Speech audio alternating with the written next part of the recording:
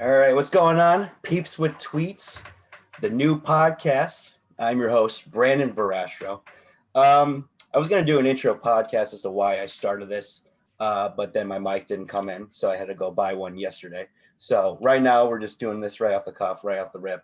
Um, Started this podcast because, there's a lot of people on Twitter I've become really close with, really good friends with that have helped me through a lot of situations, a lot of the stuff that I'm doing music industry wise, all that. So I figured it's a good platform to get people on for you guys to get to know them better and everything else in between. And the first podcast, I had to come with the heat, I had to come with the smoke, I had to come with the best guest that I can come up with. He is a music journalist, he is a podcaster, he wears many hats. He thinks he could beat me in Pong. It's just not true. He said it multiple times. It's not true. It's not going to happen. I apologize, but it's not going to happen. He's had a lot of great articles. He's an album reviewer in depths. He's gotten so many love and recognition from big artists, big names from last year. It's Armon Sadler. How are we doing, my brother? My man, it's good to be here. Beautiful Sunday. Thank you for the lovely intro and for making me the first guest. I don't appreciate us starting with the negativity with the beer pong comment, but I'm gonna just let that slide because I know we're gonna have a good conversation and you will make. But thank you for the opportunity, man. Really appreciate it. Absolutely, absolutely. Listen, with the beer pong thing, I'm just saying it's not going to be close. It's just not. It's cool. But I'm gonna let it ride because we can't do anything about it until Corona passes. So Yeah. I'm just practicing in my spare time. I hope so. You use that time wisely. You use it wisely. All right, so I'm gonna start with every interview just going by, because it is Peeps with Tweets. I kind of like to know about the bio in your Twitter and kind of I wanted you to explain a little bit of what the bio means to you and why you wrote it and all that stuff, and just kind of explain the things that are on there. So Yes. if you wanna give us the bio of your Twitter, it kind of represents you and all that. So Yeah, no, it's my bio's gone through a lot of evolutions in my almost 10-year Twitter career. But right now, I think it sits at a place that is just really how I feel. It's been the same for maybe like a couple months. So I like to start with this quote: "I still feel like a rookie," and that really speaks to how excited I am to be doing what I'm doing. Excited to reach these new levels that I've hit as a writer, as a journalist, as a person. And I think that's so important. A lot of people kind of do what they do and they feel like like there's this quote where my football coaches would say it, like every time someone would score and they would get hype and they would dance, your coaches would be like, act like you've been there before. And I've tried to carry that through my career, but I've almost felt like it's made me suppress my excitement for things that I accomplish or things that I do. And it's like, nah, man, like I always want to love this. I always want to have fun doing it. And like, similar to how someone who just gets drafted to the NBA or the NFL, like everything is new to them. Their eyes are wide open and they're constantly learning. And I feel like I'm still constantly learning. And in life, you're never going to stop learning. So I just feel like, still feel like a rookie. It's a Drake line from Yes Indeed, his track with Lil Baby. I just feel like it really accurately depicts who I am and how I feel about everything that I'm doing. Rest of my bio, it's multimedia journalist. That's just what I am. I try to let people know, who they're about to be following. And then it's my involvements that I'm most excited for. So Stay Busy Pod, that's my baby. As you know, I've been doing that over a year now. Stay busy with Armon Sadler every Monday, 9 a.m. Make sure y'all tap into that. And then my wrestling podcast that I started back in August, the Rewriters Room under the A Show Network for RNC Radio. We drop bi-weekly on Tuesdays. Make sure I tap into that. And then I've been considering taking this out of my bio. I have the year I graduated college, Cornell, 2017. And then my fraternity affiliation, I'm a brother of Alpha Phi Alpha Fraternity Incorporated. We were founded in 1906. So I have that in there. And then just some emojis for people to get to know who I am. So there's a monkey emoji because alphas, we call ourselves apes, monkeys, whatever you have it. And then I have the Haitian flag because I am a half Haitian American individual. So yeah, man, it's a pretty standard bio. It used to be a lot more ridiculous back when I was younger, but I've realized I kind of got to present myself a little more professionally, even if my tweets may not be the most wholesome. So yeah. Absolutely. That was as professional of a bio as it comes across. You know what I'm saying? So I want to start with, before we get into everything about what you do, I just wanted to give that little bio, but I want to Yeah. ask, of course, I mean, you can't be a music journalist without loving the music. I kind of wanted to know where the love of hip hop and R&B came from, like down, the family tree. Did you kind of find out on your own? Because for me, like I found hip hop and R&B on my own because my family does not, I don't have one single family member that listens to the music I listen to. Right. So it's like it was on my own kind of growing. But for you, maybe it's different. I kind of want to know what that experience of listening to rap and R&B came from. Yeah, man. I mean, it starts as young as like I think maybe like 3, 4 years old, and I really started paying attention to music. My dad was a huge hip hop fan. He's from California, so he'll be playing Tupac and Snoop and a bunch of other artists. And then being on the East Coast, the radio obviously we hear Jay-Z, Mobb Deep, Nas, and like early 2000s was when 50 Cent really got big. So like yeah, just listening to the radio in the car with my parents, telling them to change it when I didn't like certain songs. Then my mom will be playing gospel music all the time. As a youngster, church was boring to me. I wasn't really as into it. So whenever she'd be playing gospel, I'd be like, yo, can we put on this 112 CD, or can we play like this or that? And she wouldn't really like it. And so just that desire to hear music I liked, led me to start watching shows like, BET 106 in Park and MTV and all that. And like, I remember like some CDs I would play on my CD player, like 8701 by Usher, and Bow Wow's album was like one of the first albums I bought. But yeah, man, it was just a very, very natural thing. It was kind of introduced to me by my parents. Like my dad, anytime we would go to the barbershop, my dad would buy like bootleg mixtapes and play those. So like you would hear a bunch of songs early that would end up being radio hits. And yeah, it was just a very, very like it just kind of fell on me, and something I never really saw myself having a career in until much, much later, until I got to college. But yeah, just always loved music, would always get on LimeWire downloading stuff. I remember for my 12th birthday party, I actually made a mix CD and gave it out to everyone. And at the time I went to a pretty diverse middle school. So like, you could find anything from Neo to like All American Rejects on that CD. And it's probably still somewhere in my house, but I actually think I did a pretty good job of, making it appeal to my Black friends, my white friends, all that. But yeah, man, it's just music's always been a really shared experience, a very communal experience. I found friends through, mutual artists we liked, or people who put me onto things. And so, yeah, I mean, that's the best part about it. Like, aside from, as you said, meeting people and getting these cosigns, like I just genuinely love how music is this universal language where even if you disagree with someone on everything, if you guys like the same artist, you can still feel that kinship. So yeah, man, it started young, and it's stuck with me. And that's kind of how I feel like with like nowadays, how I make friends is how like what music you listen to. You know what I mean? Like I have friends that listen to country, and like I would literally rather fling myself off a building than listen to that shit on my own. You know what I mean? But like nowadays, it's like I have friends that listen to rap and R&B just like me, and pop and all this other shit. Like I have group chats and all that stuff, and you just talk music all day. So it's kind of cool, like meeting through Twitter and seeing that, being able to interact through that way. It's pretty awesome, and kind of the inspiration as to why I started this. But now I want to talk about you going to Cornell and kind of figuring out that you wanted to be a journalist, because for me, like I said, another thing for me was like it took a little while for me to figure out what I wanted to do. It literally took until after college to know what exactly I wanted to get into. And so I wanted to know your experience as to when you knew that this was going to be the career path for you, because I feel like a lot of people don't know what they want to do even in college or anything like that, like myself. So I wanted to know if you had that same experience, or you figured out really early in college or high school, whatever the case may be, when you were in Cornell. Yeah, it took me some time. Coming into Cornell, I wanted to be a sports broadcaster for ESPN. That's what I would tweet about all the time. That's what I told all my friends. And, fortunately, a lot of people had a lot of confidence that I'll be able to make that happen.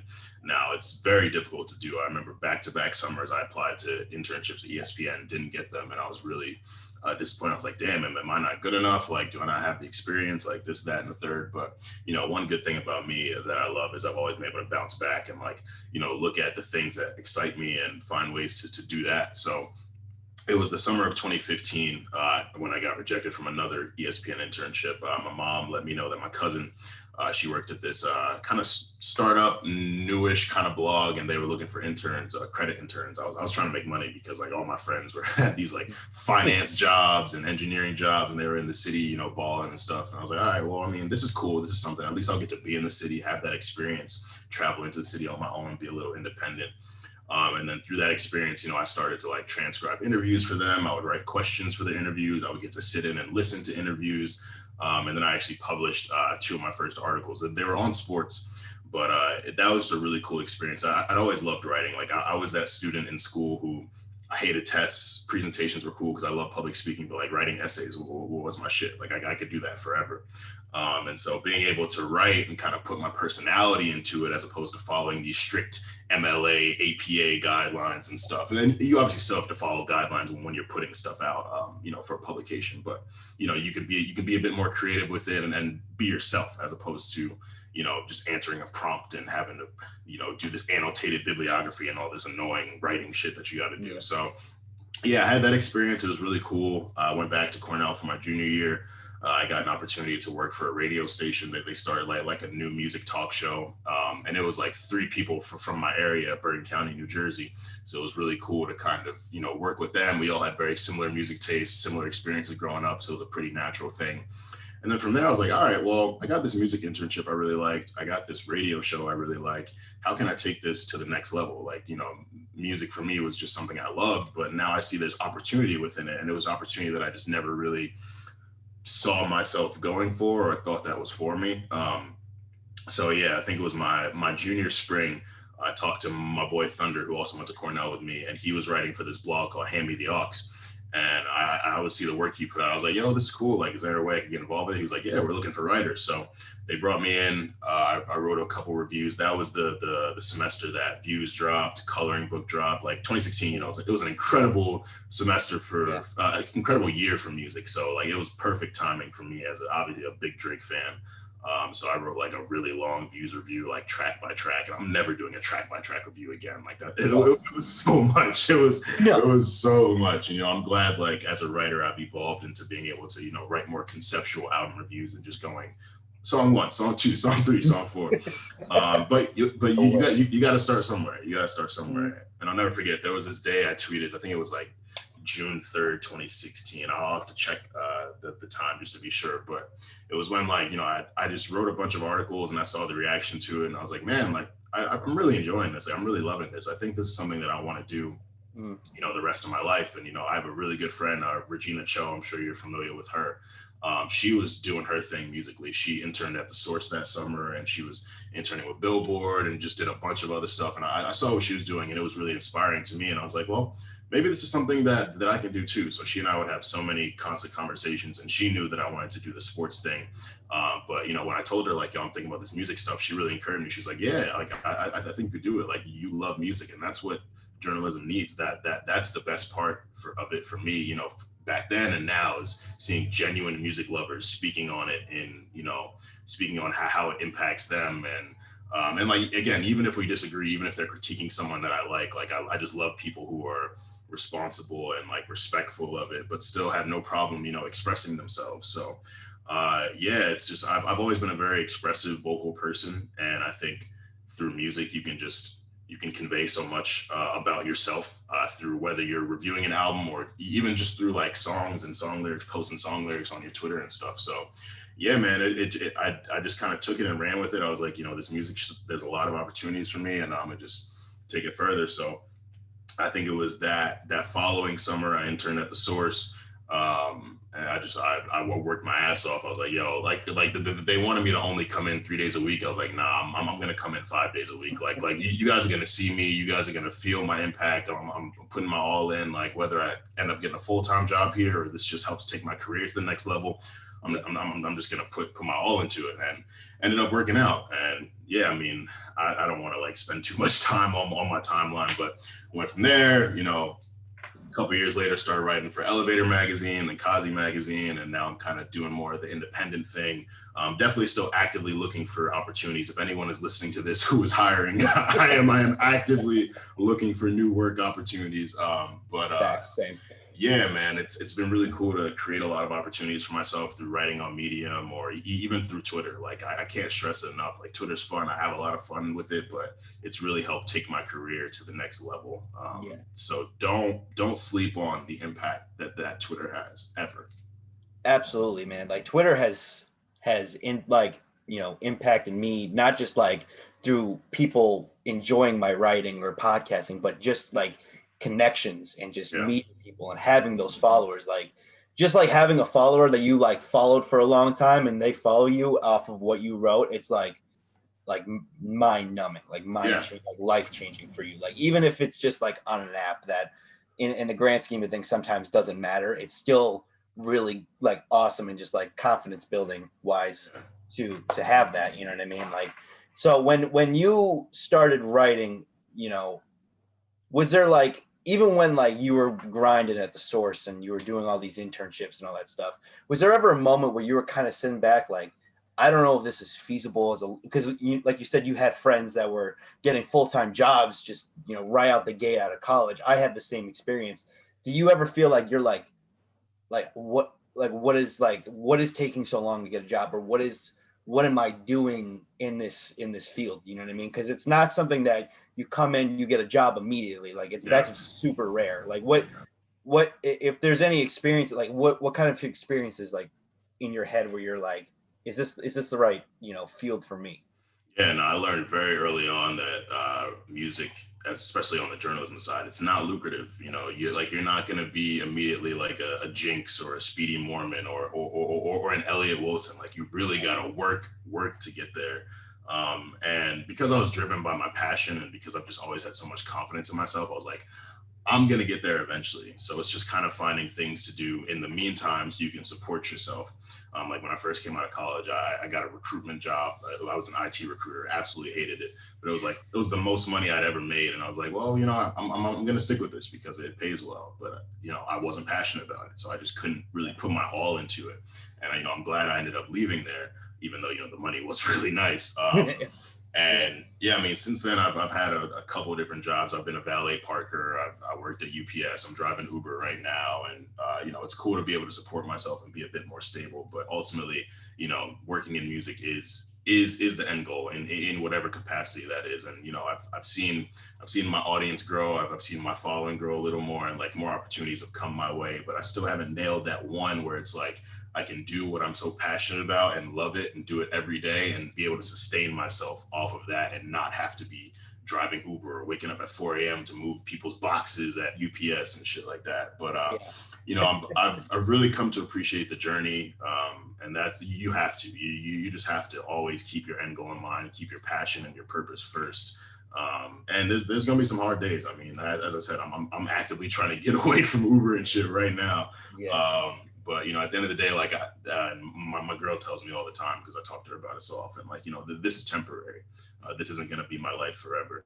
And again, I have just the utmost confidence in myself and the drive to make sure that this isn't my reality forever. So yeah, I've had my doubts. There's been work I didn't want to put out. There's been times when I'm like, yo, should I just go back to working in the city, doing something I don't really like? And it's like, well, no, why would I do something that I don't like? Like I know how unhappy I was, and I don't ever want to willingly put myself in a position where I'm unhappy. What makes me happy is conversations like these, podcasting, writing, being on Twitter, going back and forth with people and, like just kind of growing in that way. So yeah, I'm not going to give up. I've never been the type to give up, but I've definitely had those thoughts. And like, if anyone says that they haven't had those thoughts, they're probably lying.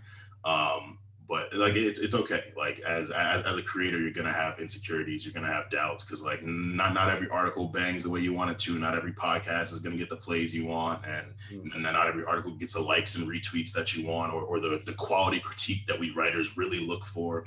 But at the end of the day, it's got to be a lot of internal happiness. You have to be genuinely okay with what you're doing, at peace with it, and like that'll always carry you. Like everything else will fall in place. I'm sure it's gonna fall in place for me eventually. Yeah, you've been grinding, especially this past year, because mostly because there's really nothing else to do, but also because it was the perfect opportunity for people like us to really like lock in and just be like, this is the perfect time for us to get in because we can't do shit. We can't go out. We can't, enjoy our time, like our social time. You know what I mean? Like there's nothing we can do besides write, think of new content, create, podcasts, all that stuff. So it's been a very easy but hard thing to do at the same time with all this going on. And you're right. Like it's very, I mean, like my whatever I was going through this past year and just trying to figure things out. And the advice always helped, and you were always like a mentor to me. So I appreciate that fully because I'm sure there's probably everyone has gone through that type of thing where you're like, fuck, I don't know if this is for me or not. You know what I mean? Like that's got to be. It's a horrible struggle to go through, and people don't really. I feel like people don't really understand it. You know what I mean? Yeah, people who don't do what we do always have the most to say about how we should go about it, and like that's why when I saw you saying what you were saying, I was like, let me reach out to him immediately because like in my moments of doubt and my moments of just low moments, I've never really felt like I had a mentor in this. Like I've had close friends who looked out for me and given me advice, like Regina, Casey Orcutt, she works for Revolt. A bunch of people, I can't think of them right now. I don't want to leave anyone out and hurt any feelings, but I've never really felt like I had a mentor who was like, really like I don't want my hand held while going through this, but like someone who just really helped me understand my path. Like I've really had to navigate and learn on my own, and with that comes a lot of mistakes, a lot of missteps, a lot of failures, a lot of moment of doubt. So with writers like you and writers like Caleb Catlin, my boy, like whenever they're having those moments where they're doubting themselves, and you guys are undeniably talented and creative as fuck, I'm like, nah, like I'm not gonna let you like have like be down on yourself and doubt yourself, because I know like it felt so gratifying working out of those moments for myself. So I don't want to just succeed for myself and be Armon Sadler, this brand I'm trying to make, but I also really want to help pave the way for the next set of people. Like, seeing what Caleb's been able to do 5 years younger than me, with 4 years, he's 21 now. Like he, like, with his wrestling writing and his music writing, I'm like, damn, like I wish I was that driven at 2021 to just like boldly put myself out there. And like how hard you've been going with what you expect. Like you had reviews coming out every single week. I was like, damn, like it reminds me of myself when I was writing for Elevator. I would have like 5 articles a day coming out, whether they were long, short, think pieces, whatever. But I also burned out as a result of that, and like that creative burnout is real. So I'm always going to be there to support writers and kind of help them to not go through what I went through. And you might go through it anyways, but like there's always a light at the end of the tunnel, not to be cliche, but there really is. Like those are the moments that really make you. Yeah, absolutely. That was definitely a breaking or turning point for me, because I didn't know if I was ever going to get back into this again. And literally like 2 weeks later, I'm like, yeah, I'm still going to keep going. But like it's those doubts where you're like, I'm thinking about, oh, I should probably get like an insurance job or some stupid shit. And it's just like, I literally did it for like, you had to like study like 12 chapters, and I went through 4, and I said, fuck this, I'm not doing this. This is the worst thing I've ever went through. I don't know what any of these words mean. I do not care. This is fucking horrible. And that's just the thing. It's like, sometimes it's like, do you sacrifice like bills you have to pay, or like, like money is not being made and you're living very like vicariously, like just kind of like getting by? Or do you want a job that's going to, financially secure you? What kind of goals do you want at the end of this? And I think it's that drive and passion. If you still really want this, you will. Yeah. And I think that was just, for us, it's just like, of course I want this. Like, this is what I've worked my ass off all year for. This is what I hit DWA for. Like, I want to write music, you know what I mean? I want to write about music and do reviews and interview artists and all this other shit that we're doing, you know what I mean? Yeah. So I think it's pretty cool that we're all able to kind of go through that and then get through it and then keep going with what we do. You know what I mean? Man. Yeah. Absolutely. Now, I want to get into the depth of your album reviews, because I remember, I don't remember the exact conversation. I'm pretty sure it was about Party Next Door. Party Next Door.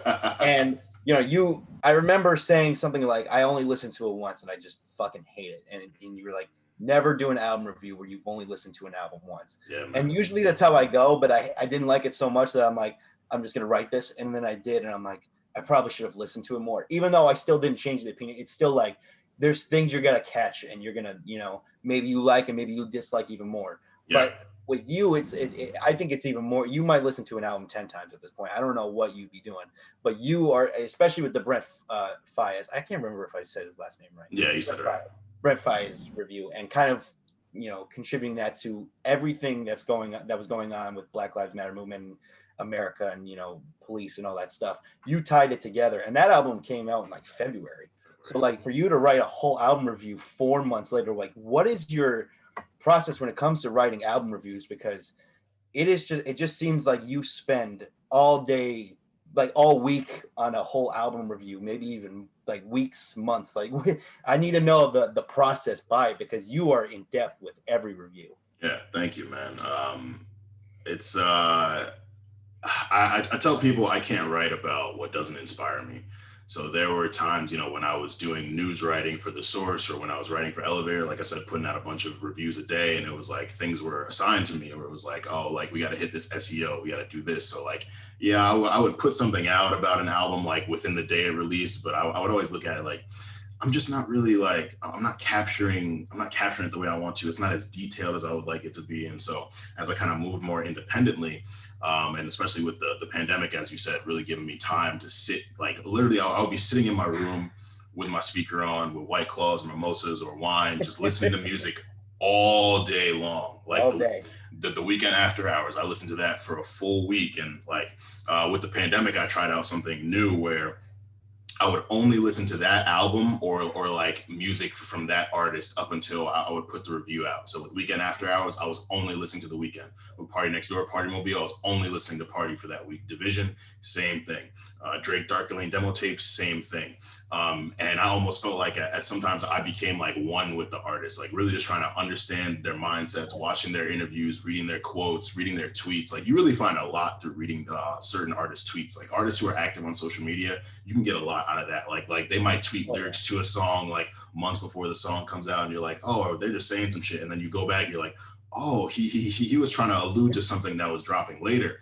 Yeah. So yeah, I mean, like my process is very intense. Like it's almost exhausting. Like after I finish a piece, like it feels like such a relief. Like there's just like boulders like just off my shoulder, because I really do put a lot of pressure on myself to make sure I'm putting out the absolute best work. With the Brent Faiyaz album in particular, I remember I really wanted to cover it back in February. I was going through a breakup at the time, and like the album just really hit me like in that way. But I was like, I don't want to make this some like sad boy, heartbroken type thing where I'm trying to brand myself as this toxic guy, and like I'm like Brent Faiyaz in that way. So I was like, yeah, I want to review this album, but I'm just gonna hold off for a bit. And then around June, with everything happening in the world, I was sitting at my boy's apartment in Brooklyn, because I kind of escaped to Brooklyn for a few months during the pandemic just because I couldn't stand being at home. So I was sitting there listening to the album one day. I was really high, and I was just listening, and like I would hear certain lines and like certain concepts and themes that Brent would say, and I was like, yeah, he's talking about how he deals with women, but man, this really feels like it's capturing what's going on in the world. And there's this coded language, and like it's almost like a double-edged sword, where it's like on the micro level, yeah, it's like his interactions with women, but on the macro level, it's speaking to how Black people and white people interact, or how white people may look at us. And I was just like, yo, like, does no one else see this? Like, am I crazy? So I sat down and like started writing about it, and like that was one of the most like it was a very intense, detailed article, but it was one of the easiest articles to write, because like it was just real. It was like I really felt it, and Brent did such a I don't know how his mind works, but it really felt like he like had foresight with what everything with what was going to happen, months later after his album release. So I was like, nah, man, like this just feels too good for me. I can't keep this to myself. So I put it out, and I saw how much it resonated with people. I was like, okay, good. Like I'm glad people see this. And I got like a bunch of texts. People were like, yo, I didn't listen to that album in that way, but now I'm going to go back and like really like look for the things that you mentioned. And, people would do it, and they'd be like, yo, like you really like opened my eyes and ears in a different way with that. And I was like, well, I'm glad I can do it, because it really, that's the impact it had for me.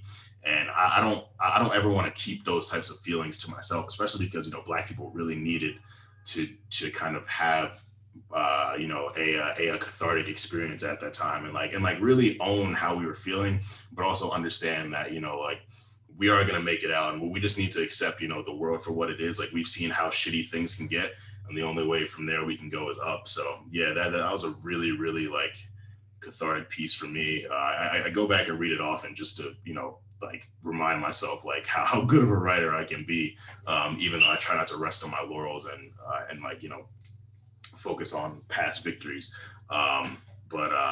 Yeah, man, it's a very intense process. I really put myself through the ringer, but it's always worth it. Like I'm more often than not, I'm happy with what I put out. So. Yeah, and that was one of the articles where like you just knew it was gonna hit, like even right before. Because I didn't listen to I listened to the album, but I didn't listen and hear it in that way. It was mostly like the toxic, masculinity type thing with dating. And then when you listen to it after that article, you're like, oh shit, like I don't know if he knew this was gonna happen or like what was going on there. He was just multifaceted, maybe with his topics. But I was like, shit, like the messaging here just makes sense, and it didn't even like connect at all. Yeah. It really just sounded like he was just on some toxic shit, But like it really does connect, and that's one of the things like I admire about you is the way you can just word shit together where you don't even think in one way it's gonna be like that, and then you're just like you read it and you're like, fuck, now I gotta go back and listen to it. Yeah. See, like you said, see if that really connects to me, and then it does, and you're like, damn, like that is nuts. Yeah. So you had a pretty good 2020, especially that article was easily one of my favorites, like just in general, like not just in general. And like I said, you've had so many great ones, and I wanted to talk about this one too because this is I'm a part of the Bryson Tiller stan community. You know what I'm saying? I'm all the way with it. I have been there since the beginning, even when people didn't like his last album before Anniversary. Yeah. This dude's the one. You know what I'm saying? So you getting that recognition from Bryson after writing about like finding his own pace and writing, like him finding himself again. Because I'm pretty sure there was a time where he was definitely not himself and didn't know shit about music. He even said it before, like in songs. He's like, I wish I never got into this, business at all. So when you got that recognition, what was your reaction? Because my reaction was holy fucking shit. Like he just got the Bryson Tiller shout out and then a follow, and I'm like, god damn. Yeah, man. That was another situation where I was just looking at the entire landscape of music and how people critique it and how they consume it, and Bryson was he was white hot when he first came in, and like people loved him. And when you're that hot early on, people expect you to maintain that level of success. And anytime you do something different or something feels like it's fallen off, people write you off. And so I just felt over the years he'd been trying to like regain that momentum or create new momentum. And through conversations I would have with people, everyone had so much faith in him. They just felt like he was kind of lost, but a lot of people were just quick to just give up. And I'm like, as a creator, as someone who's dealt with doubts, as someone who's felt he's lost himself, I'm like, nah, man, I really feel like I connect. So, as I saw him putting different tracks out, I thought, maybe it might've been time for a project he was going to be releasing a project. So like, let me just start writing this and see how I feel about it. I started it. I didn't really love it at first. I was like, I'm probably not going to put this out. And just through a conversation I had with one of my friends, it was like, yo, man, like, like you can't be so protective of your art. You can't be so protective with your work. Sometimes you got to put it out into the world and see how people feel about it. So I was like, that's a good point. See how people feel about it. So I wrote it. I talked to some people, got some quotes on Bryson, and it was so seamless how I found a way to put those quotes and like have my points, and it just ended up working out. Like it sometimes when I'm writing a really good piece, like it feels like it's like above me, like there's just some force within the universe who's like helping to direct me. So yeah, I ended up putting it out. And like every time I put out an article that I'm really proud of, or I do something I'm proud of, I immediately make myself go to the gym just so I can like get sore and kind of remain humble. It's like, nah, like I'm still on this journey. Like I'm still trying to, be more fit than I am. Like I haven't reached my point yet. So I'm at the gym. I just finished up a set. I check my phone and I see I have hella notifications. And the article went from like 30 retweets to like hundreds. I'm like, yo, what happened? Like who shared this? Like, why did this have so much traction? I keep scrolling. I see Bryson Tiller retweeted. I'm like, oh, okay. Nice. Nice. because, you know, as journalists, you know, and our passion is talking about the music, but it is nice to have that recognition, especially from an artist we really like. I wouldn't say Bryson's one of my favorites. Like, he's definitely not in my top five, but I do like him. I do really respect his work, and he's just a genuinely good guy. Of course. And so it meant a lot for him to read it. It meant a lot for him to reshare it. And then, like, when he responded to me and said, you know, thank you, you know, all that, I was like, yo, like, there's a lot of artists who will just like it. They might retweet it, but they don't always show that appreciation in that way. So him, you know, replying to me meant a lot. So I just replied back like, hey man, much love. I can't wait for the album. And he was like, you know, much love to you, man. Like, you got a really good pen, and I'm about to download Grammarly. I was like, yo, that's fucking crazy. That was my favorite. Yeah, and then he ended up following me too, and you know, we've been able to have a few conversations ever since then. He's a really, really good guy, very humble. He's only 2 years older than me, like, you know, despite all the success, despite all the people who love artists like that, like, they're still human. They still go through things. They're just like us. They just have more money and more followers. So yeah, man, that was a really, really cool experience to get that look. It's something that I definitely think about often, even though, again, I try not to rest on my laurels, and it's 2021, so I'm not really too focused on my 2020 victories anymore. But, you know, looking back on 2020, that's definitely one of the highlights. So yeah, shout out to Bryson, shout out to everyone who showed love on that article. It was really enjoyable to write and have that experience. Absolutely. And that was like a moment where you're kind of like, where like you write something. I don't even know how to explain it. It's just kind of like, when I saw that happen, I'm like, I know he worked his ass off on this article. Like, this is one of the longest articles he wrote, and I knew, you know, it came with good intentions and good heart. So like, you knew that shout out was just absolutely huge to you, and just like everything that you're working for, you know what I mean? Like, I think a lot of times artists, they really rely on us to give them a good name. Yeah. You know what I mean? Like, they'll get some get very mad when you give them a bad review, or you give them, you know, and not just them, their fans as well will come and attack you. I know very personally and very well. They're not fans of me right now. But Future Hive did not like me for that review. But when an artist is down like that, and you write an article like that, it just, I could tell that was just something he needed in order to make Sorrows. You know what I'm saying? Like, Sorrows was needed in the studio, you know? Yeah. So that was huge. And you also got a Division shout out, didn't you? You got a for Caleb's like top. Yeah, I've gotten a few shout outs from Division. I love them. Okay. They're definitely among my favorite artists. And so it's always like weird kind of navigating that space, because I'm obviously a bit biased toward them, but, you know, I still want to be a responsible journalist. I still want to be as objective as possible. But that was actually on my birthday weekend. I was like drunk in an Uber, and I just checked my phone, and I see Division mentioned you in their story. I'm like, holy shit, what the fuck? Like, because, you know, it's like they're so kind of to themselves, pretty mysterious. They don't do too much press.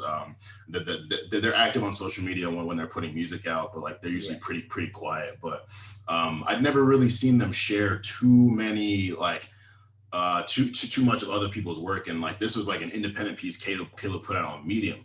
So again, it's just showing how impactful you can be through Medium. Medium isn't, you know, one of those, it's not a complex, it's not a vibe, it's not a billboard. It's something that, like, literally you can just sign up and write and like call yourself a writer. Yeah. But, you know, for me to, you know, post that on my story, just, you know, because I always like to share my work. I always like people to be aware of what I'm doing. And I didn't think much of it. You know, I tagged them just because, you know, you never know. Like, I like, even if they're not going to reshare, I want them to see at least, you know, how people feel about them. Because artists do have very negative views of journalism and press. And a lot of artists don't like doing press runs. And, you know, that they'll see one critic say something and they'll dismiss all critics. And, you know, even like, so I don't praise artists just to, you know, get the recognition. Like, I praise them when I feel that it's deserved. And the Division album is still my favorite album of 2020. You know, it helped me through a lot of things. Like, it was one of those albums I sat in my room, listened to all day, sober, high, drunk, whatever.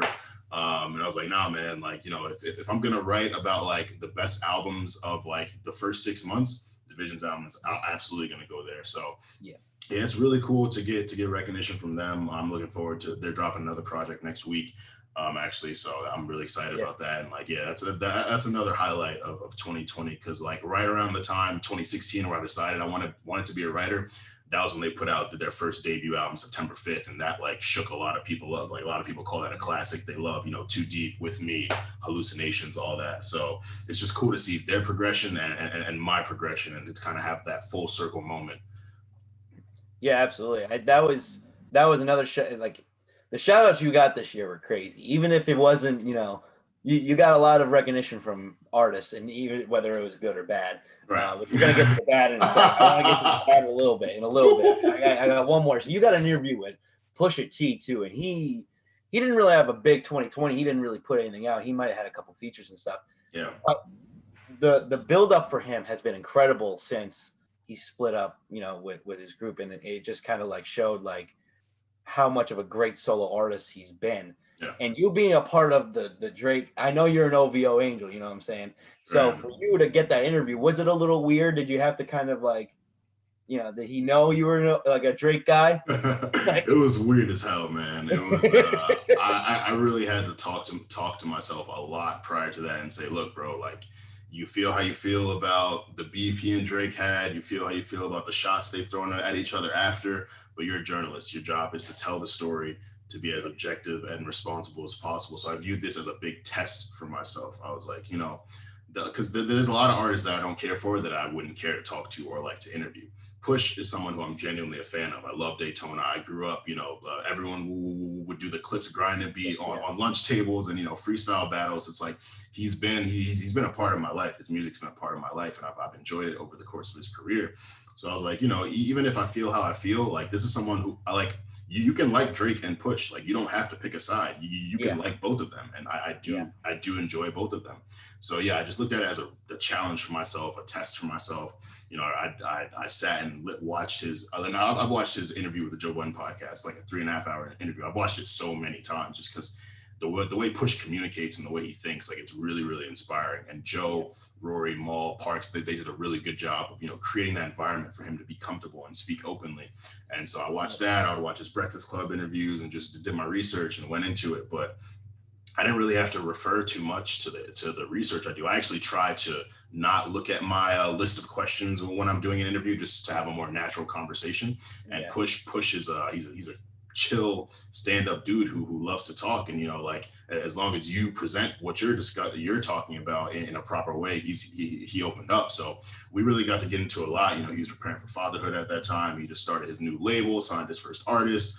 He was dealing with the pandemic and creating through that, you know, working with Madlib, and, you know, we got to talk about Kanye and like a bunch of stuff. And I waited until after the interview to tell him how big of a Drake fan I was, and he was like, "Oh, I mean, that's cool, man. Like, you know, this was a great interview, regardless." I was like, "Well, good. I'm glad. Now I'm glad my bias didn't come out." But it's funny. I was talking to my friend about it, a couple friends. Yeah. And because so many people were like, "Yo, ask him about Drake. Ask him about Drake. Did you ask him about Drake? What did he say about Drake?" And, like, you know, people were like, "Yo, man, you did one of probably the few, if not only, Pusha T interviews where people aren't just trying to figure out what's going on with him and Drake and OVO." And we did end up talking about Drake, but it wasn't the beef. You know, we talked about Dark Lane demo tapes and how Push felt about it. And, you know, he revealed in the Joe Budden podcast interview that, like, he liked Jaded, he liked Mob Ties. So I remembered that and kind of found a way to weave it in. But yeah, I genuinely just wasn't interested. Like, we've heard so much and so many rumors about what's going on with him and Drake. I'm like, I feel like I would be doing the people a disservice if that was my main focus. And of course, I'm curious to know how he feels. I'm curious to know if there are going to be more shots to come out. But we can just wait and see. You know, it's not. I don't think it was my job to dig that up. There were more important things for us to talk about. So yeah, it was weird, but it was a great time. That's another major highlight of 2020 for sure. Yeah, because you alluded to it, and I think we even talked about like what the next interview would be, and you were just like, I remember you telling me, you're like, I didn't even look at my questions, like, I'm not even gonna look at them, I'm just gonna interview them. And I'm like, how the fuck are you gonna do that? I would literally shit myself. Yeah. Like, even if I didn't know who the artist was, like, even if it was someone that was just come up on the scene, I'd still be like, I need the questions there at least, like, right next to me. Like, I literally have mine right next to me right now for you, let alone for fucking Pusha T. I don't even know how like, what. Have you always been that way when it comes to like interviewing somebody? Like, just don't even bother with the questions. I already know what I'm going to do. Natural conversation. Like, wait. Not at all. My first interview, I was literally like glued to my computer reading like line from line. And, Yeah. you know, I would talk to certain people and they'll be like, yo, man, you had some good questions, but there were things that they said that like you could have followed up on and kind of dug into a bit more. And I'll be like, oh, okay, that's word. Like, so I don't want to restrain myself or feel like tied to this document that's kind of outlining the conversation and dictating it in a certain way. I kind of want things to come up naturally. And if there's something that interests me, like I really want to, you know, lock in on that and talk about that a little more. So Right. it took me time to get comfortable with that. Because again, you're talking to whether it's an artist that's like up and coming or a major artist, like you just don't want to, you don't want them to feel uncomfortable. You don't want them to feel like this is just like, you know, like a robotic conversation. Like you want them to feel human. You want them to feel heard, understood, and appreciated. And so, you know, with Push, like, again, because he's just like such a chill person who likes to talk, and I'm a chill person who likes to talk. It happened really naturally. And I still feel like everything I was interested in, I was able to hit on. Like, you know, again, it's like when you're in certain situations and like, you know, I like to think that I'm meant to do this. So when you're doing what you're meant to do, there's always going to be some force that's just like pushing you in the right direction and kind of just making things happen the way that you want them to. So like, you know, after the interview, when I looked at my questions, I was like, okay, there were a couple of things that I had here that I might have wanted to talk about, but the stuff that I got that I didn't plan to talk about, amazing. So yeah, man, it took me time, but I'm definitely there now. So my next interview, I can't wait. I don't know who it's going to be, but I can't wait to, you know, apply this and take it even further because I feel like I've gotten better with every conversation I've had. Yeah, because I feel like it's also a little different when you're interviewing a guy who's kind of big, you kind of know a lot of things about him. And with Pusha T too, it's like you said, he's just he just laid back, chilling. He's not really like someone that's going to give you this, like he's going to be like super uptight and like super like what's the word, like just super like media trained type of dude. He's just going to say what's on his mind.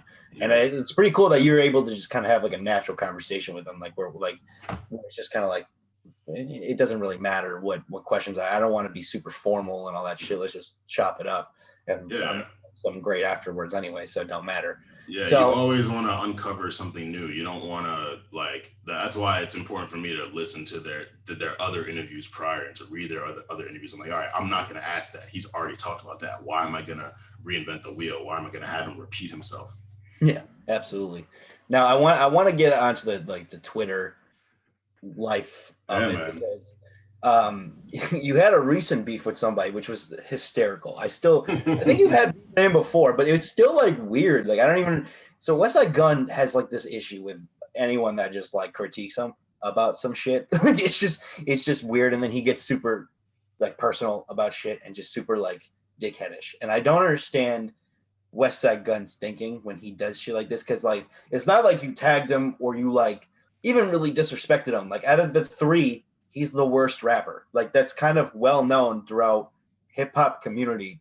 Like, you know what I'm saying? Like it's not even like a bad thing to be like you're the worst out of Westside or out of Conway and Benny. Like two elite rappers. Yeah. Not like he's like you said he was like garbage, like straight garbage. I mean, maybe you did.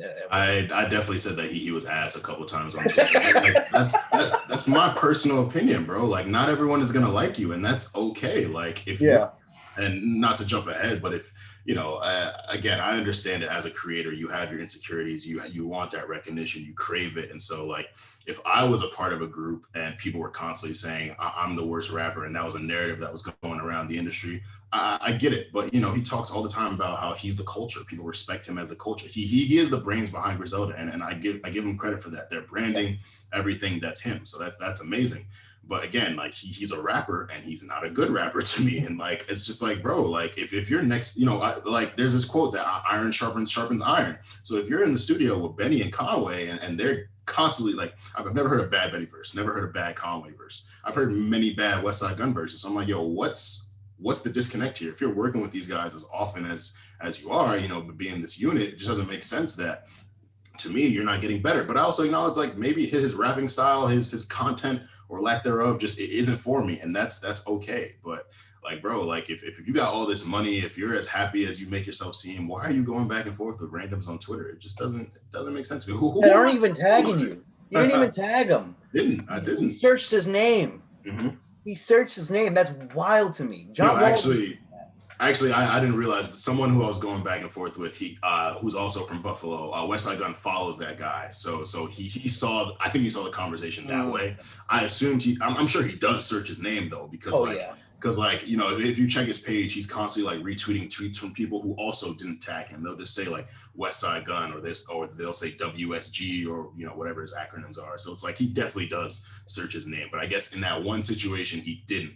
But it was like it just, you know, it was Christmas Eve. Like I was like, yo, are you really in my mentions, bro? Like searching your name. Like, come on. I'd like go be with your family, wrap some gifts, go drink some eggnog. Like there's better stuff to do on Christmas Eve than this. I forgot that was on Christmas Eve too. Bro. I forgot that was on a holiday, son. Oh my god, that was hysterical. Like I sat there, I'm like, everyone on Twitter was like, why the fuck is Westside doing this shit? And I just feel like that's kind of like the theme now for Westside. With not just that, just with anything. Like now he's doing another version of the Hitler thing, and I'm like, why? Like it wasn't funny in the first place, like at all. Like it wasn't creative. I was like, this is just stupid. Like, does he know who Adolf Hitler is? Like, I don't understand. But I mean, Westside. For what it's worth, Westside for me, I enjoy him. I think he's a better curator than like a rapper, but I don't even mind him as a rapper. I thought Pray for Paris was a pretty good album. I thought he rapped pretty well on that. The two albums after that, not a big fan of, but I thought Pray for Paris was pretty good. I don't know, but I mean, it was a funny situation, and I feel like Twitter, not even just with like celebrities or anything like that, like people in general get very sensitive about when you make a music opinion. Mm-hmm. Kind of like just say it, you just tweet about it, or in your mentions and in your shit, and it's just kind of like it's a little tiring because you're like, I don't like in some instances I think sometimes you're just trying to get, you know, that, you know, what is it, what is the word I'm looking for here, back and forth type of deal. There's a better word for it, but you know, like just that, you know, back and forth. And I think that when you say like you like an artist and someone comes at you and they're like, oh, this artist fucking sucks, like how many times has that happened? Like as like when you're like on Twitter, is that ever like somewhere you're like, I don't even want to be on this fucking app right now because it's just so goddamn annoying? I go back and forth between loving and hating Twitter very, very often. And it took me some time to just like really like, you know, I take myself very seriously, and I genuinely am trying to build a platform off of talking about music responsibly and making sure people look at the entirety of it, not just, oh, this is trash, this is fire, this, that, and the third, like very base level conversation. But a lot of people aren't like that. A lot of people thrive off negativity. A lot of people just want their retweets. So, you know, I'll tweet like, you know, the whole thing that started the Westside Gunn thing, I said OVO ran the year musically. A lot of people disagree with that. That's fine. Like I was just drunk talking my shit because I love OVO. It's like, it's whatever. But whether I'm right or wrong, it shouldn't make you that upset. And there was one tweeter in particular, I'm not going to say his names, I'm not going to give him that platform, but you probably know who you know who I'm talking about. And he's just so anti-OVO. It's like, and it's like, I don't follow this guy. I don't ever go out of my way to interact with him. But it's like every time I tweet something positive about OVO, he's always quoting me saying something. And I'm just like, yo, like if you don't like them, that's fine. But like, I'm not interested in interacting with you, and I don't understand why you always have to, you know, like say something back. And at the end of the day, like Twitter is a public platform. You can do what you want on it within the guidelines, of course. So he's free to respond to me, and I'm free to block him, which I did. And yeah, it's like people really just always want to debate shit, and it's like, you know, there's no closure in music debates. Like, you're not right, I'm not wrong. You feel how you feel, I feel how I feel. If this is basketball and we're looking at a final score or we're looking at stats, it's like, yeah, you can say the Heat were a better team than the Lakers last year. You'd be wrong, but it's like the Lakers ended up winning. So what are you really saying? Like, you're just you're chatting. No point, yeah. But with music, you know, people will compare like a Big Sean album to a fucking like a Post Malone album, and really be like, yo, this Post Malone album is better. It's like they're doing two very different things. Like you just you like Post Malone a lot, or you dislike Big Sean and you want to put someone above them. You know, I get it. Like I've been that way. I definitely do my trolling. Like I troll Playboy Cardi.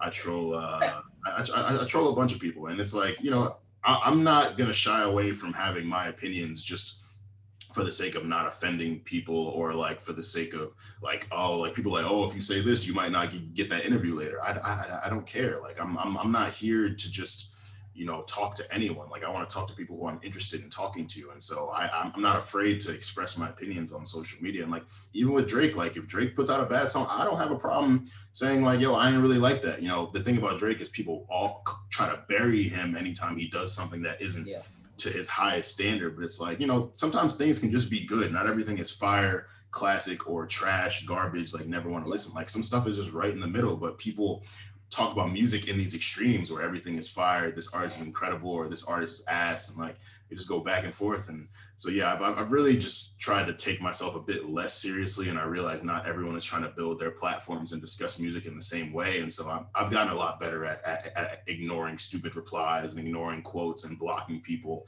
But sometimes some people say things where you just gotta be like, yo, like shut the fuck up, like nah, like get out of here. And you can tell when someone doesn't know what they're talking about. And sometimes, you know, you kind of try to like quote them and be like, yo, like, but this is really what it is. And other times you're like, you know what, this person isn't putting in the detail. They don't have the understanding that I have. So I'm just kind of, I'm going to let them do their thing and like say what they want and feel how they feel. Because like sometimes you can change someone's mind, but a lot of people don't want their minds to be changed. They really want to stand on what they believe. And they think it's right. So, you know, you kind of just, it's really case by case. You got to look at who's saying it, what they do. You got to look at like how they typically express themselves. And you realize a lot of people really just want that engagement. They want likes, they want retweets. And, you know, I think like someone like DJ Academics is like a big part of why a lot of people operate the way they do, because he's really built a platform off of negativity. You know, his comments about Chicago, his, you know, like him and Joe Budden when they were on Everyday Struggle going back and forth with Yachty, things like that. Like, you know, certain people really build their platforms off of negativity, and that's just not what I want to do, but it's what a lot of people do want to do. So I try to avoid them really. Yeah, and it's funny because I that was what I was gonna bring up to that with that guy you blocked. Like that's like one of my like boys through Twitter. Like we went back. I used to hate this motherfucker. I really did. Like we talk about, because I'm a Celtics fan, he's a LeBron guy, so like naturally there's going to be some, you know, disagreements there, and just kind of hitting him out. He's a good dude, you know what I mean? I think I agree with you with the whole OVO thing where he's very like anti-Drake, anti-Wayne, anti-Nicki, and there's no changing that. He doesn't give a shit. He's not going to change that opinion, and that not just him. There's a lot of people that do that sort of thing where there's no logic behind it. You either like them or you don't. That's cool. Yeah. But you going out your way every time to hate on them is kind of like fucking. It's really annoying in a sense, because it's like I'm just trying to tweet about Drake and say I like the song and whatever, and then you quote tweet me and say it's trash. I'm like, bro, like I don't even want that. You know what I mean? Yeah, like, that's not just to him. That's still anyone. Mm-hmm. And that also goes for NBA Twitter too. NBA Twitter is fucking horrible. And that's kind of fun. I was in the sports writing thing, and then I was like, fuck this. This is even music Twitter is a lot, but like I feel like sports NBA Twitter specifically is horrible, because you can't even like, you know, support a player without bringing another guy down. And that's been the most annoying thing. Like sometimes I tweet stuff just to kind of get at a certain, like just to like piss off one of the homies. Like I said something like Trae Young is much better than Luka. I saw that. You're wild. But my boy's a Dallas Mavericks fan, so I was just waiting for him to quote tweet it, but everyone else got to it before him, and now I'm like, all right, well now. That's the thing. A lot of people on Twitter don't realize that you're not talking to them. Like, yes, it's an open platform. You can freely reply to me, and like I love that they have where you can limit who replies to you, but you can still get quoted, so it doesn't really help all that much. But like, I'll tweet something for a certain demographic of people. Like I'm a big wrestling fan, so I'll tweet some wrestling stuff. And you know, there are people that follow me that like used to be wrestling fans in the 90s, early 2000s. So like they'll always reply and they'll say stuff like, oh, wrestling isn't what it is, or oh, like this person's whack, he's not Stone Cold. And it's like, well, like you probably aren't really watching actively. Like you probably don't understand how great wrestling is and how much talent there is, and like you're stuck in the 2000s. And you know, so that like stuff like that can be really frustrating. And like I've worked on like not letting that like bother me, because like it bothers me so much when people speak on shit that they don't know. Like it's clear when someone doesn't know what they talk about. But everyone on Twitter, because like you get likes, because like any tweet can go viral randomly, everyone thinks that they need to have an opinion, and they think that their opinion is credible. And it's like, no, you're not. But it's a free app. You know, people thrive off negativity. People thrive off of, you know, chaos and back and forth. So yeah, you really just got to pick and choose, because there's a lot of people who just want to, who really just want to bother you and like see you get like infuriated about something and like, you know, act stupid. So yeah, the trolling can go way too far sometimes. way And, too like, far. Even when like I know I'm joking, like even like I'm like I probably should have just messaged him that or something. Like the whole Trae Young thing. I was like, now I look stupid because Trae Young's playing like garbage, and I'm like, fuck. Like no, Okay. but I mean, it is what it is, and I find it fun most times when you're just fucking around on it. But like at the same time, it's like I think a lot of people get so like angry at it that like it's just not. That's why like even I couldn't do it for more than a week, but that week was nice. Just kind of be like, all right, like I don't need this right now. Yeah. Just too much, because you can't even like share a link without it being like torn to shreds or some shit, and you're like, well, whatever. Like fuck it, I don't know. Just trying to put out some dope shit. Now I want to get to the Stay Busy podcast. When did you start that? What was the inspiration behind that? Because I'm a very big podcast myself, clearly, as we're doing this. Like I literally will play 2K, turn the volume off because I do not want to hear the same quotes over and over again, and just play podcasts and win by 100 because I'm playing on pro. Podcasting, like listening, is great. When did you start this? Because it is a very enjoyable podcast. You even had a whole division, you know, debate of the best R&B act in the past decade, right? 5 years. 5 years. 5 years. Yeah. Half decade. But I want to know everything about the podcast and how it started. Yeah, man. So I became a podcast listener in summer 2018 after Joe Budden did his like Scorpion analysis. He spent like 40 minutes breaking down, you know, Drake's lines at Kanye, and then he talked about, you know, how Jaded was about Georgia Smith, and I loved that detail, like, you know, sitting and like going through different lines and like rewinding lines, just being like, yo, look at this, this coded language, blah blah blah. It's the type of analysis that I would do with my music, music I listen to.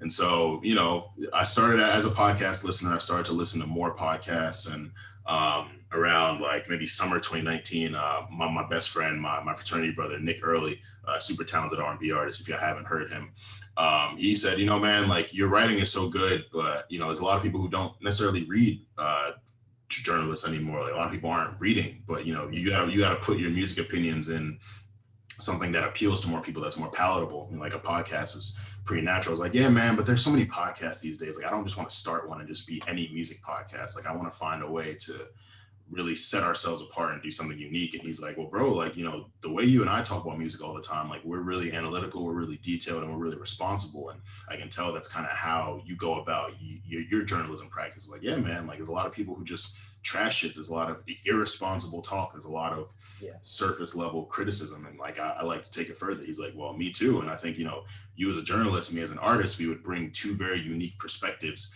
to the industry. And you know something we say about Stay Busy a lot is like it's not the Oppress Run podcast. So like we've only had one artist come on. Like otherwise it's been journalists, A&Rs, people who work in marketing, producers, engineers, because we want people to hear everything about the music industry. We really want people to learn. We want to teach people what we know, and we want to learn ourselves and also be challenged. So we first promoted it back in October 2019. We did, you know, a 2-month rollout. I went on a couple of different podcasts. Shout out to What You Expect. They let me promote on there. Shout out to Need to Know podcast. They let me promote on there. And then we launched in December of 2019. We got a really, really good response from people. We kept it going until June. Took a break for the summer, came back season 2. But yeah, it's been an amazing experience. You really learn a lot. Like podcasting is more than just sitting here and recording. Like you got to promote it. There's a lot of logistic stuff. You know, back when, you know, the world was open, we would have to pay for studios and like selling merchandise. So there's a lot of stuff that I don't like doing for the podcast, but you know, like to move it along and to help it grow, you have to do it. I mean, I think it's really helped me as a person, just be a bit more organized, be able to, you know, prioritize. And it's challenged me, you know, like listening back to episodes, I'm like, I probably could have said that better. Oh, like, wow, like, you know, I actually wasn't rambling. That was cool. And so like, you know, I'm really big on self-improvement. I tell people that I'm obsessed with improving myself always. So whether that's becoming a better writer, becoming a better podcaster, becoming a better man, And, you know, stay busy has helped me with my writing, and my writing has helped me with stay busy. Sometimes I want to just talk about something audibly. Sometimes I want to write about something. So it's helped me kind of pick and choose like what's best for what. But yeah, I love it, man. It's really, really fun. I met some really incredible people, and there have been people tuning in that I would never expect to listen to music podcasts. Like, you know, the most casual music fans say like, yo, but like, well, we listen to you guys. Well, we love what you're saying. So like, keep it up. Like, it's really helped us as listeners think differently and approach music differently. And that's all I want to do, man. Like, I know I can't change everyone's mind. I can't make everyone a responsible type of listener. But, you know, if I can impact a few people, then that's really cool for me. And I think we've been able to accomplish that. Yeah, you guys have been killing it. And, you know, me with music, if with a lot of talk about music or sports, it's very like negative, positive type of deal, or like you're like super one-sided on the shit.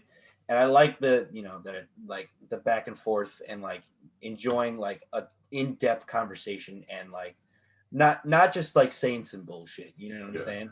Like shout out to Temple of Hoop with Jason and I don't remember his name, but Kingsborough is his name on Twitter. They talk about basketball in depth, and I really enjoy it because if I go on FS1 or ESPN, I'm not gonna get that same type of talk about other teams. Like they're gonna talk about LeBron James, they're gonna talk about Kevin Durant, Kyrie being a problem, blah blah blah blah. The list goes on and on. They're going to sit there and talk about the Raptors. Why are they struggling? The Kings, what the fuck is wrong with them? You know, what are the Lakers doing differently from last year to this year? And I think it's a lot of, you know, in-depth conversations that I enjoy personally, and it makes me a better listener. And I like that you are the same way with improving like I am. Like I'm going to listen back to this and just realize I just said Pusha T's group instead of clips. Fuck off. Because I'm gonna be like, well, people think I don't like hip hop. No, like I just forgot. I literally had a brain fart. I'm like, I gotta remember shit like that. Like I have brain farts constantly when I'm doing this because like I think I like literally when I like even tweet, I'll like say it in my head and then I'll forget a word and I'm like, fuck, why, how did I do that? And I just don't even want to retype it. I don't care. I might just let it, you know, I'll tweet right after and be like, I meant to say this, whatever. But like the podcasting thing is like, I feel like it's a lot of preparation, and I hate doing the whole social media thing where I have to like switch accounts and like tweet and, you know, all that. It's a lot. It's fucking. I wish I had money to just pay someone to do that shit because I hate it. I really do. Yeah. How do you kind of just lock in with stuff like that? Like just even just as advice for me, because when I'm gonna end up tweeting this out and, you know, promoting it and all that stuff, I sit back and I'm like, I don't want to do this at all. Like it's just like my mind's going in 100 different ways. How do you focus in on just that? Yeah, it's tough, man. I mean, running my own personal social media just as Armon Sadler is a lot. Like, you know, I like to consider myself a person with range. So I'll tweet about my experiences with therapy. I'll tweet about my girl. I'll tweet about music. I'll tweet about sports. And like, I just feel like I have a lot to contribute on my own. So then running the Stay Busy accounts or running other accounts is a lot as well. I'm fortunate to have, you know, a team of people, you know, me, myself, Nick, and Kieran, who's our we call him the VP of everything because he does like everything else that Nick and I don't do as the talent on the podcast. So he started to run our social media, which would just help me a lot. You know, it's giving me time, especially because I'm working a lot more often these days. So like literally just like posting something and being there to retweet and to engage with everyone, it's time consuming. So it's tough, but you know, you got to be organized. Like I'm thankful for, you know, those like third-party scheduling apps. You can schedule out posts. Like we, you know, every Sunday we kind of decide, all right, Tuesday we're going to post this, Wednesday we're going to post this, we're going to tag this person, make sure we're engaging, we're going to ask this question, blah, blah, blah. It takes a lot of preparation going into it, which is annoying. It's a lot because at the end of the day, you just hope that the product sells itself. But as you're starting at the ground level, like, you know, our Twitter account doesn't even have 1,000 followers yet, but like, you know, we're impacting the culture, even if our numbers may not look like it. So ground level, you have to do all that stuff. And so it's just finding like the best ways and the best time to do it and just being organized and also kind of capitalizing on timing and luck. Like, you know, with the whole, when Division like quoted us, you know, it was like, all right, well, let's make sure that we follow up on this conversation. Cause you know, Nick disagreed with my take that Division was the best R&B act of the last 5 years. Like, all right, well, let's make something out of this. Let's, you know, make sure that we tag the other artists, see how they respond, but just make like, well, we got to let people know that we're not just trying to like go viral and capitalize on moments. Like we're actually trying to have quality conversation, but that like shock value and stuff is what gets people interested. Like there were so many people who texted me on the side, like, yo, you really think Division's the best R&B act of the last 5 years? I was like, yeah, I genuinely believe it. And, you know, if you disagree, let's talk about it on Twitter or let's talk about it here. But like, just know we're also going to follow up and have like an actual discussion about it so people can see what we're thinking. And, you know, a lot of people probably learned a lot about them and, you know, how like they might not chart as much as an artist like her, but at the end of the day, it's a lot. It's very annoying. Like I too wish that I could just pay people to do everything else. So I could literally just come here, set up my mic, put my headphones on, pod for an hour and a half, and then be done. But you know, you have to start somewhere, and like eventually we'll get to that point where everyone else can do all that stuff. But we'll get there eventually. Yeah, and I think that's it's the grind for me that kind of like makes me go like, all right, like I got to do this, just get it, not even like get it over with, like let's do it right, you know what I mean? And that's key, because if you just go, I'm just get this fucking over with, you know what I'm saying? Yeah, it's not going to come out the way you want, it's not going to get the interactions and the engagement you want, and it's not going to get the listens you want, because if you're half-assing it, you're going to get half-assed people to listen to it, you know what I'm saying? And I think that's huge for not just podcasting, but writing as well. If you give a half-ass review, you give a half-ass, you know, interview, you give a half-ass anything, it's not going to come back in your favor. Like you're not going to get, you're going to get shit retweets, you're going to get shit, you know, interactions and all that stuff. And I think that's the thing. It's just the grind of it. You know what I mean? Like it's a lot of work, but you got to get it done. You know what I mean? And I think that's what happened with the podcast. The other podcast I have is just like, I was not into it. I did not give a shit. I'm like, someone else do it. And then no one else would do it. I'm like, all right, well, I'm doing it then. Fuck it. And then just put some shit out and throw it out there. And I would just be like, I was just like, I don't even want to promote this. Like, I don't even know why I did this, blah, blah, blah, blah, blah. So I think it's really cool that, you know, just the work ethic that you have for shit like this. Like, because like I said, it is a lot. It is a lot to do. You have hands all over the place with different podcasts and writing different places and all that stuff. Like, how do you focus in just in general? Like where do you find that peace, that comfort where you're just, I need to relax and just focus in, like just with anything in life? Yeah, I mean, I'm still working on it. I feel like, you know, as I said in the Bryson Tiller piece, you know, he's finding his pace. I still feel like I'm finding my pace. You know, there have been, you know, obviously during the pandemic, I wasn't working. I was collecting checks from the government. So I felt comfortable financially because I didn't have to do much. I was literally home every day. So I just had the freedom to write all the time and to be inspired and to be like, oh, I don't need to put this out. There's no pressure. There's no rush here. And I think a lot of people will let the pressure of how fast journalism moves get to them. Like they feel like they have to publish often to be relevant.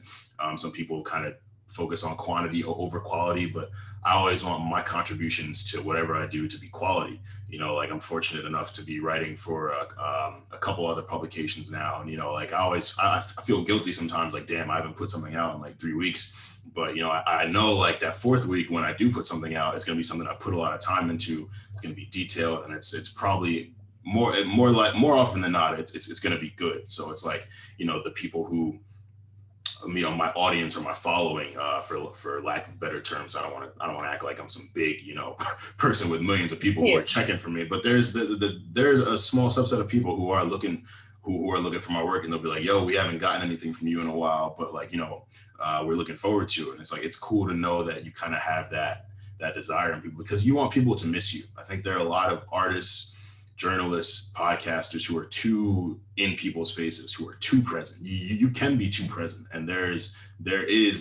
are cons to being too present. You know, if it's like James Harden, for example. James Harden, you know, he might average 30 points a game, but he'll put up like 45 shots, and like his percentages don't look good. And like, exactly. Me as a creator, I don't want people to, you know, look at my stuff like, yeah, he's putting out a lot and it's not that good. Like, yeah, he has a banger every so often, but it's like we have to read through like 5 like meh pieces to get there. You know, I always want the timing to be right. I always want to make sure that things are quality and that I'm taking everything to the next level. So yeah, I've really just done a good job of like taking that pressure off myself to appeal to other people. Because at the end of the day, you got to do this for you. You have to be happy with what you're doing. You have to be confident in it, and like you said, you have to be at peace with it. So I made peace with the fact that I'm not putting out 5 articles a day anymore. I made peace with the fact that, you know, like, even if this doesn't get the likes that I hope for, even if it doesn't reach who it reached, like, I'm happy with it. You always have to be happy with what you're doing, and you have to be kind to yourself. Because like I said, this moves very, very fast. Like, you know, when I was in the midst of the whole Westside Gunn thing, I was like, damn, like, you know, there are people like, oh, you're messing up your Westside Gunn interview. I was like, I don't care. And then I thought about it for a second. I was like, damn, like, what if I do miss out on things because of this? And then like the following day, it was like it never happened because things just move so fast. But you know, at the end of the day, you want to have those contributions that people can look back at. Like I think it was New Year's Eve, like around the evening, I was getting ready to, you know, help my girl set up her place. And my boy Kojo, shout out to him. He like found my Brent Faiyaz piece from June and like quoted it. And he was like, yo, I just want to give a shout out to my guy Armon for writing this. Like, you know, this is one of the best pieces I've read this year. And it was just so well done. And it was like, damn, like this piece is on his mind 6 months later. Like that's really cool. And so like, you know, for you to be bringing up different things I did in 2020, it's like, all right, man, like even if I didn't accomplish everything I wanted to, those cool quality contributions to the culture, I was able to accomplish those. And those are on people's mind every time they think about me. So I'm kind of like building this portfolio of all these things that I've done. And yeah, you know, you gotta understand like things aren't gonna bang when you want them to. You're not always gonna be able to create in the best way you want to, when you want to. Like ever since, you know, the Bryson article, I think I put out like the songs of the summer 2020 for Elite, maybe like a couple weeks later. And I haven't really written an article that I've been like super proud of since then. Yeah. But it's like, that's okay because I know I'm going to. Like I know the inspiration is going to come to me and I'm not going to be able to run away from it. And I'm probably going to do something that's really cool. And it's just a matter of like being okay with when that time comes. Like, you know, you can't control everything.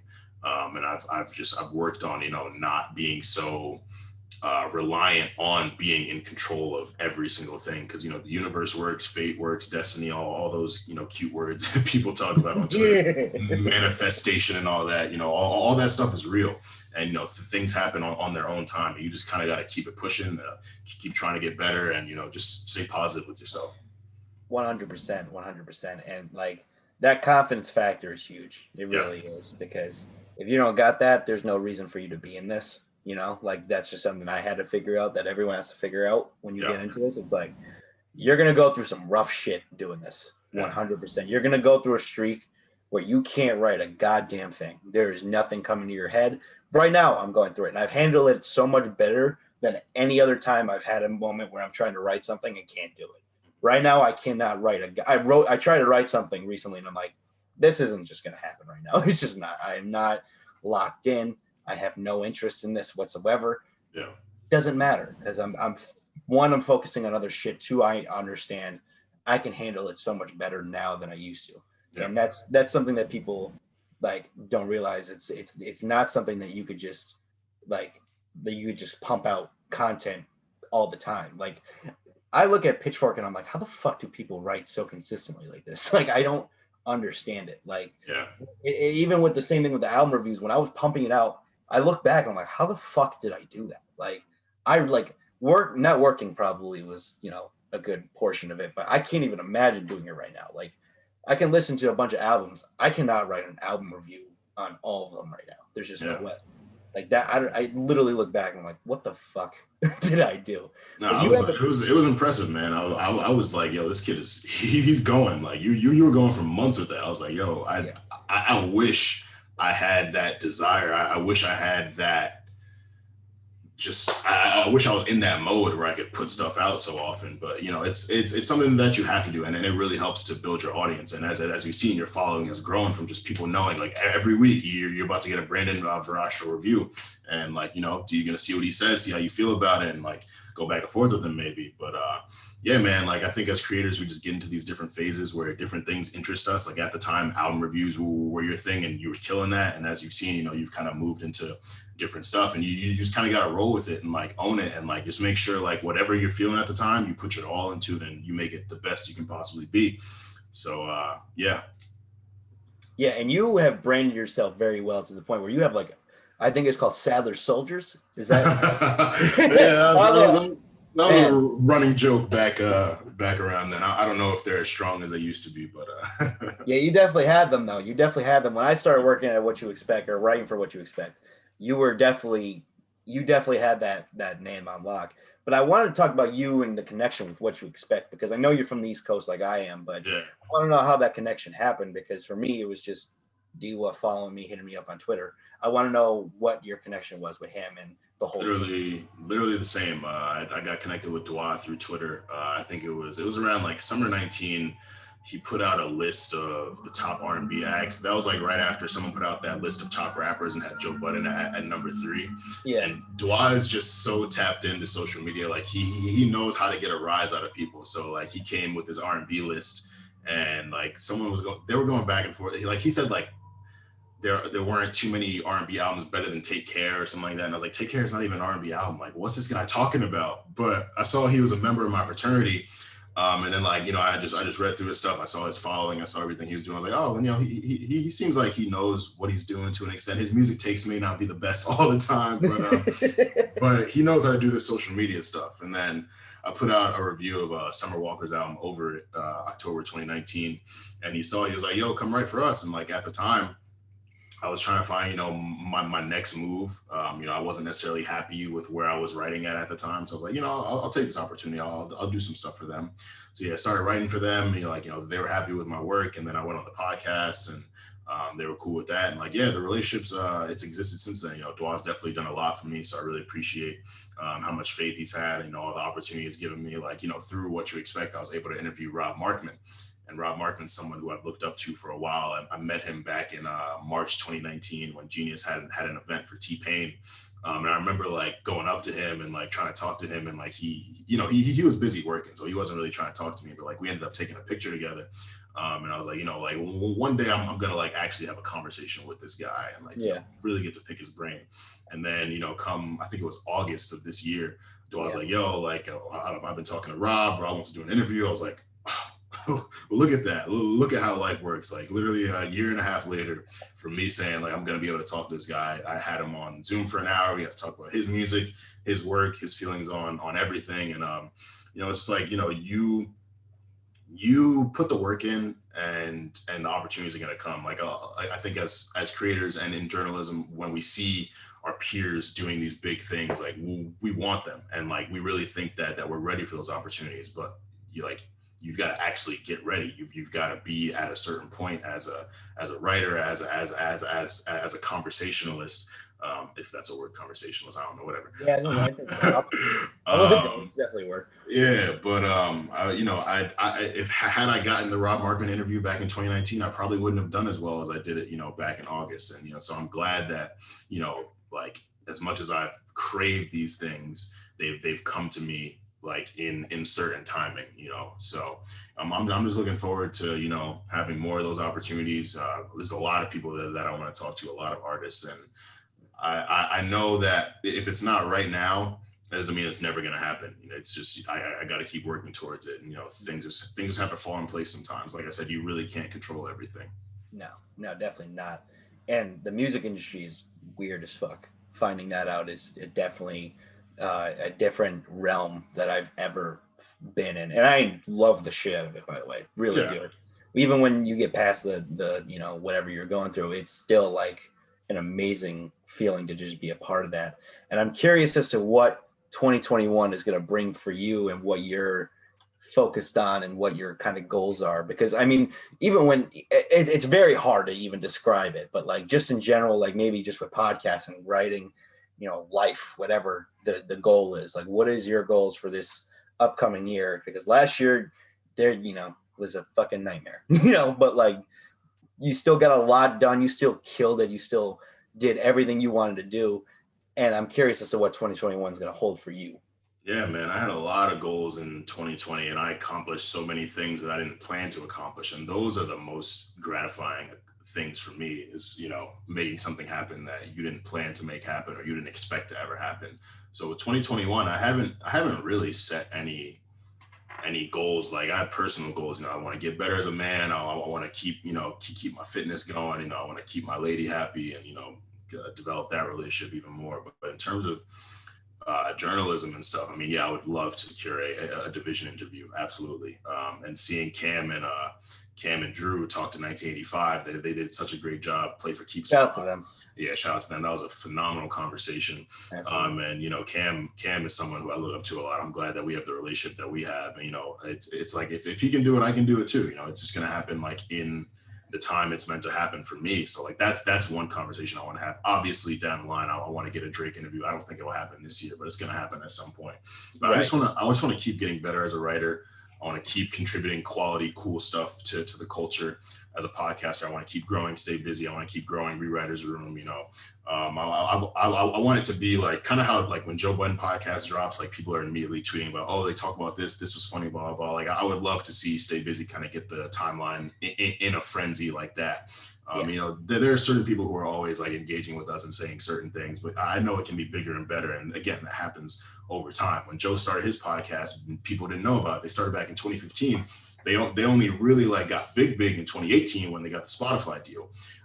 So, you know, three years of grinding for that. So yeah, that's kind of just how I look at it too. It's like, I'm not necessarily, I don't have any numbers in mind. I don't have anything tangible. It's just like, I just want to be able to, like when December 31st, 2021 comes around and I'm putting out my thread of like all my work for the year.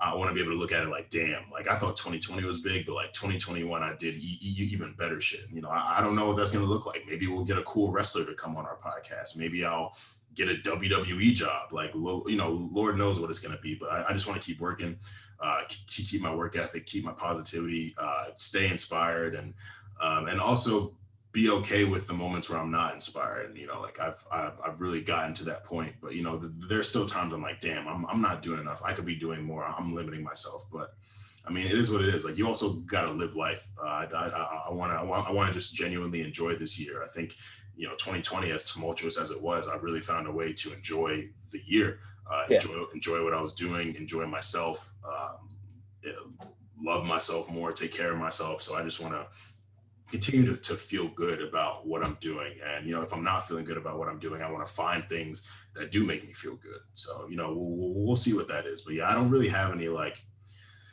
lofty goals, like stuff that I have to accomplish in 2021. It's just like there are things that I want to strive towards. And as you strive towards certain things, you accomplish some smaller goals along the way. And you're like, oh shit, like, you know, even if I didn't do this, I did this, and this feels really good. And this helped to push me forward. So it's for me, it's just all about enjoying the journey and embracing the journey and whatever the journey brings. Absolutely. Yeah. And like I said, it's not really lofty goals when it comes to this. It's just like you're progressing towards the main goals that you want towards the end. And, you know, you're well on your way. You are, you know, an inspiration for me and a lot of other writers that I've talked to. So I'm looking forward to that. I'm looking forward to what you got next, Stay Busy podcast. And just to reiterate, I cannot wait to meet you in person so we can play Pong and because I'm telling you right now, I'm just being honest. I'm just being honest. You're not going to beat me. There's just, I really don't see it happening. It is what it is. You could pick your own table. You could pick the table. You could pick the environment. You could pick the setting. It's not going to matter. And that's probably going to backfire on me. But you know what? I'm with the smoke. I'm with, you know, if I'm bad, I'm bad, and I just got to deal with it. It's got to get recorded too. I think it's got to get. Of course. Yeah. It's got to get recorded. It's got to be talked about. You know what I'm saying? I got to come out there for a podcast interview or something like that, where we could talk about it after, because it just needs to be said, you know? Yeah, no, we can make this big, man. I love the confidence. I really hope you're practicing. I hope you pick the right partner, because I have some shooters on my side. Like, so I got a couple people in mind that I'm gonna bring to this event when we're finally able to have it. And yeah, man, I just hope that you're as good as you know the words you're saying. Like, yeah, I really hope so, because if I embarrass you, like, you know, that's going to be talked about. Like, I'm never going to let you live it down. I'm hiding. Right. But same way, if I lose, I'm okay accepting my losses. Like Pong is just genuinely fun. I love playing Pong. Like the whole environment. Like it's like being like an NBA player, but Yes. a lot more small scale and like yes. Crowd around you, music playing, all that. Just the adrenaline is cool. So I'm looking forward to a good time. But I really hope you're good, man. I'm telling you, it's gonna be a battle. I think it'll be a battle. I really do. Yeah. Not even just jokes aside, it'll be a battle. Sure. I have faith that you're as good as I am, and I really do have to choose my partner because I don't know who would come out with me for that. I got to figure that out. We'll get there when the time comes. You know what I'm saying? I want to thank you.